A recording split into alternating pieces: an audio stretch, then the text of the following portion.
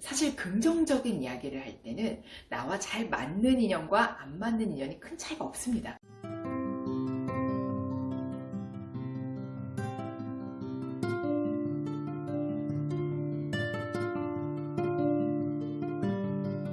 구독과 좋아요는 사랑입니다.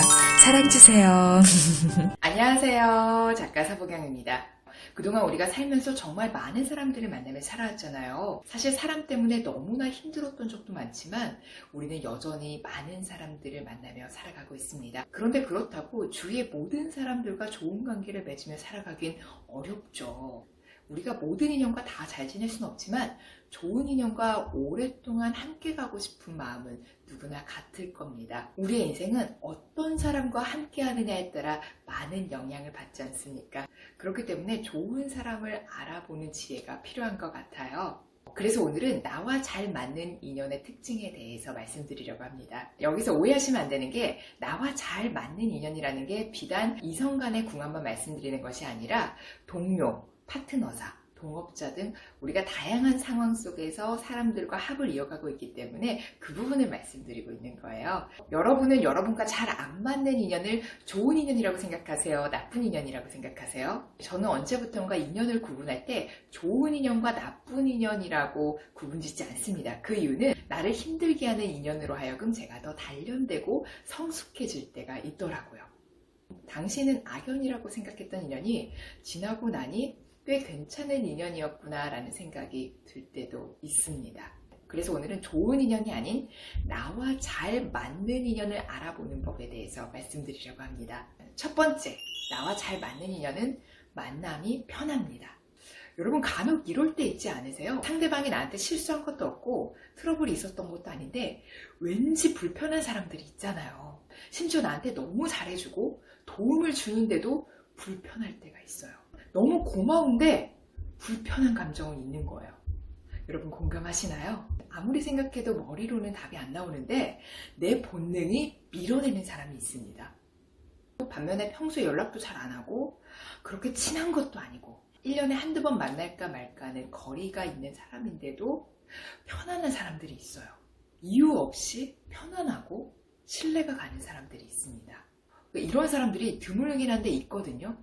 뭐가 다르냐면 같은 질문을 해도 불편한 기류가 있는 사람이 저한테 질문을 하면 이 질문을 왜 할까? 이 생각부터 해요. 그 상대방이 한 질문의 의도를 먼저 생각하게 되고 편안한 사람들이 저한테 묻잖아요. 그럼 묻고 따지지 않고 그냥 편하게 말이 흘러나옵니다. 왠지 편안하고 믿음이 가는 거래처가 있고 왠지 불편하고 좀 부담스럽고 그럴 때가 있어요. 두 번째 특징은 쌍방통행이 된다는 겁니다. 이게 무슨 말이냐면 나와 잘 안 맞는 인연과는 일방통행이 될 때가 많아요. 즉 어느 한쪽이 일방적으로 들어주거나 맞춰주고 있을 가능성이 높다는 거죠. 수직관계에서 이런 일들이 많이 발생을 하죠.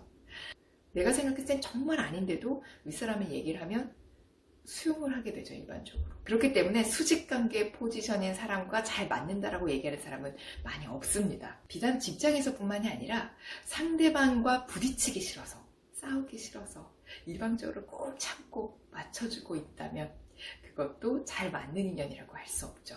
사실 긍정적인 이야기를 할 때는 나와 잘 맞는 인연과 안 맞는 인연이 큰 차이가 없습니다. 아무리 안 맞아도 칭찬하고 좋은 얘기하고 긍정적인 얘기를 할 때는요 서로 막 기쁘게 얘기할 수 있어요. 그런데 불편하고 어려운 이야기를 할 땐 잘 맞는 인연과 그렇지 않은 인연이 확연히 드러나게 됩니다.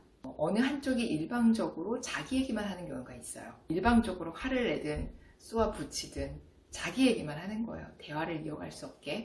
보통 저랑 안 맞는 사람들과 대화하면 대화가 잘 안 통합니다. 잘 맞는 인연들과는 어려운 얘기도 차분하게 풀어가져요. 잘 맞는 사람들은 꽈당 하고 부딪히는 게 아니라 하나씩 대화로 풀어가게 되죠. 쌍방통행하면서. 불편한 상황 속에서 나의 어려운 점을 차분하게 이야기할 수 있고 또 상대방의 이야기를 차분하게 들어줄 수 있으면 그 인연은 나와 잘 맞는 인연이라고 보시면 됩니다. 나와 잘 맞는 인연의 세 번째 특징은요. 관계가 물에 물 탄 듯 술에 술 탄 듯 자연스럽게 흘러갑니다. 아무리 노력해도 아작나는 인연들이 있어요.